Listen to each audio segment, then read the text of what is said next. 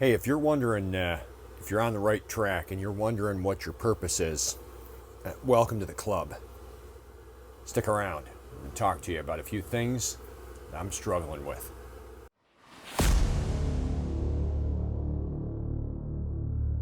Hey, what's up, everybody? How you doing? It's me, Robert Anthony, living with Rob.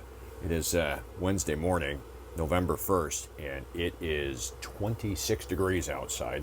The water froze a little bit on the hose coming into the RV, so that's just great. But I just wanted to share with you something that I hope offers maybe some encouragement to you as you're going through your life. And what I mean when I say that is we make decisions that we're going to do something, and then we think, oh, maybe this wasn't such a good idea.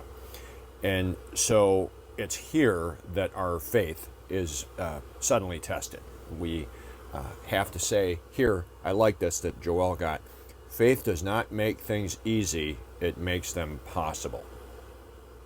Little bit of a backstory, so I don't get too long and I'm not too boring, but you know that for some period of time, the desire has been to start traveling, doing photography and video. So we sold the flower shop, which I needed to get out of the flower business anyway.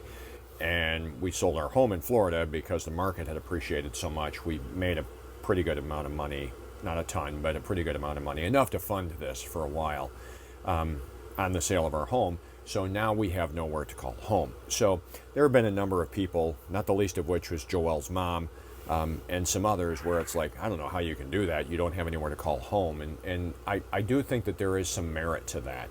But what I wanted to share with you is whenever you make a decision that you're going to pursue something, it's almost inevitable. It's almost a guarantee that you are going to meet resistance. In other words, if you're a believer like I am, if you're a Christian like I am, and you make a decision to step out in faith and decide to do something, if you're on the path that God wants you to be on, and you're convinced of that based on, what you thought you heard, you're going to immediately begin to meet resistance. And let me give you a few examples of what I'm dealing with right now today to help encourage you. So, we sold everything. I'm trying to live out of this RV camper, right? So I still have yet to even get out west. I'm still in Michigan. We left August 21st. It's November 1st, and I'm still here. And so I need to be here. Not much longer, but family obligations for my mother with my dad's passing kept me here. But I had planned on being out west by about maybe the first or second week in October. That's not turned out that way. So I'm doing this, or was doing this, with my wife. Well, my wife's mother went downhill rapidly, and so now my wife is now back in Florida, in South Florida, for an indefinite amount of time, undetermined amount of time. I think perhaps for the duration of her mom's final existence on earth, which could be a year or 18 months or 2 years. I don't really know. She needs to be there to care for her mother. And so now I'm back to living alone in a van down by the river like I was when I was doing my traveling before, some of the videos that you've seen before. So that's another thing. Like, what the heck, man? So then a subscriber, or I don't think they were they're not a subscriber, but they had asked, how on earth are you doing all this? I don't understand. So many people have given up everything only to find out months later, this is not for me, this is not what I wanted to do. And that was a comment on a video, I think, on when we bought the Micro Mini, this rig video. It was an honest comment. And I've actually cut a whole video about that, so that is coming. But it was like, yeah, and Joel's mom was very much like, I don't know why you're doing this. You don't have anywhere to call home. Yeah, okay, that is true. Then today, I'm doing my study. This is a Bible study that Levi gave to me. It's Day by Day by Chuck Swindoll. And the study is about coming home, and he talks about Ruth 1, where Naomi and her whole family go to Moab. Interestingly, to Moab. Everybody dies except the girls, and they come back home. It's like, okay, so what Chuck talks about, what Mr. Swindoll talks about in here is they had spent 10 days as a family in Lake Tahoe, and they were going back home, and I believe home to him at that point was Texas, where the seminary is at that he runs, or his church, and how good it is to have a place to call home, and how good it is to have all of the responsibilities that come with having a home, and how they keep us centered and grounded. And it's like, yeah, okay, great. Casting more doubt, and for somebody like me, I'm constantly second guessing my decisions. I'm constantly second guessing my choices. This is just more fuel on the fire, where it's like none of this is going like what I had hoped or what I thought it was going to be. What the hell am I doing? I was telling my wife the other day, I've got to get more serious about producing more videos, because it's like I haven't really been to work, if you will, since right after Valentine's Day, when we closed on the sale of the flower shop. And so it's like, that's enough already. I like to work, and I like to have stuff to do, so I at least need to get back to putting videos together, I think, maybe. What are you doing over there, Watson? Watson hates the cold, so he's laying in front of the furnace. But then I was reading today. I've been going through Matthew, and I was reading today in Matthew 15, the latter part of the chapter. Jesus feeds 4,000, and this is the encouragement that I want to offer. And I don't even know if it's going to be an encouragement for me today, but we'll see. So Jesus feeds the 4,000. So all the disciples, he said all these people are hungry. He had spent the whole day healing everybody, and all these people are hungry. And so, you want to come up here? Huh? Here, up here. You want to come up here? Okay.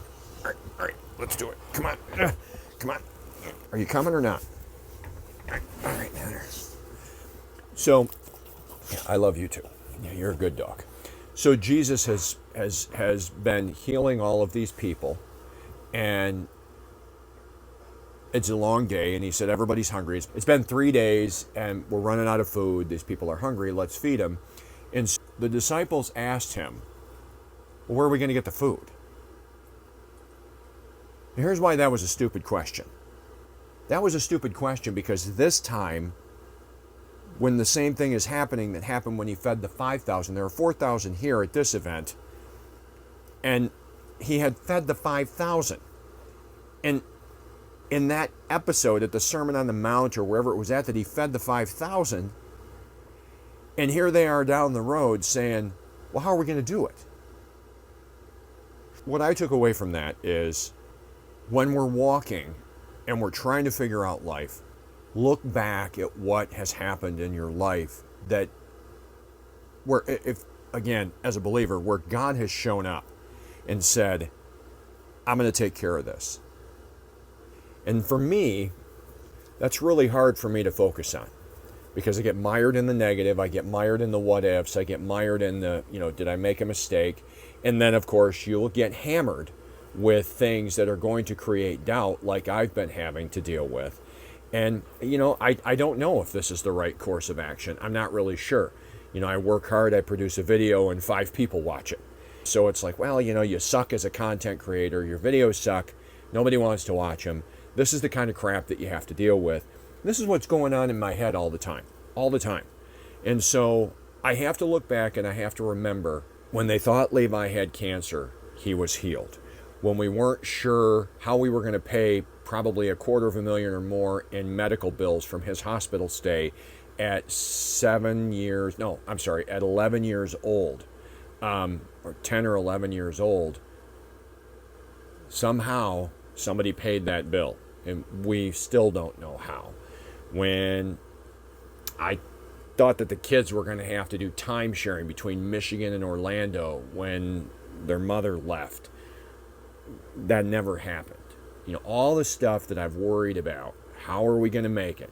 How are we going to make it through another year in the flower business and financial, when things aren't going our way?